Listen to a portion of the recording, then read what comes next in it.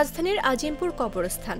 যারা এখানে গোর খোঁড়েন তাদের জীবনও যেন কবরের মাটির মতো চুপচাপ আর সবার নজরের বাইরে। নেই কোনো ছুটি, অবসরের দিন। রোদ, বৃষ্টি, রোজা ও ঈদের দিনও সবকিছুর ঊর্ধ্বে গিয়ে তাদের কবর খুঁড়তে হয়। লাশ এলেমেলে, খোরাকির টাকা। দাফন না হলে আয় নেই। একেবারে ফাঁকা যায় দিনটি। এক ধরনের অনিশ্চয়তা নিয়েই দিন কাটে তাদের। পৃথিবীর ইতিহাসে সবচেয়ে কম মজুরি হয়তো গোরখোরকদেরই। প্রতি কবর খোঁড়ার জন্য ঢাকা দক্ষিণ সিটির আজিমপুর কবরস্থানে গোর খোঁড়ার সর্বনিম্ন ৫ টাকা এবং সর্বোচ্চ ১১ টাকা নির্ধারণ করা হয়েছে। সরকারি ফিস ৯ টাকা না, চারে আছে ২০ টাকা।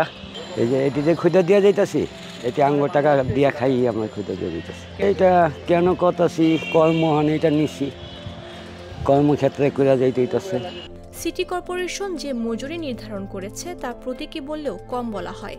তাদের সংসার চলে মূলত মৃত ব্যক্তির স্বজনদের দেওয়া টাকায়, যার পরিমাণ নির্ধারিত নয়।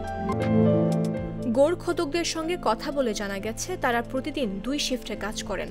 প্রথম শিফটে সকাল ৬টা থেকে দুপুর ২টা পর্যন্ত, দ্বিতীয় শিফট দুপুর ২টা থেকে রাত ১১টা পর্যন্ত। প্রতিদিন সকালে তারা নির্ধারিত স্থানে অবস্থান নেন, লাশের জন্য অপেক্ষা করেন। লাশ এলে দাফনের জন্য তাদের ডাক পড়ে।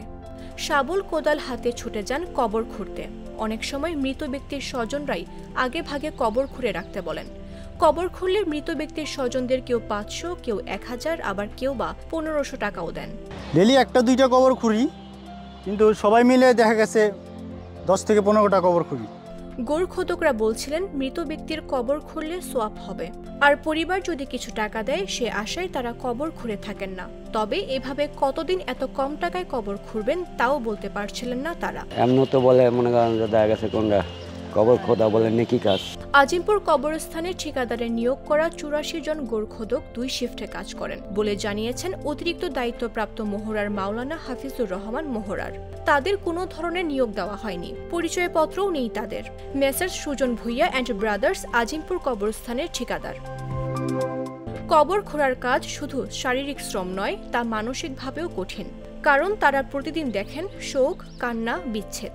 তাই তো তাদের দাবি সরকারিভাবে কবর খোঁড়ার একটি ন্যায্য মজুরি দেওয়া হবে তাদের।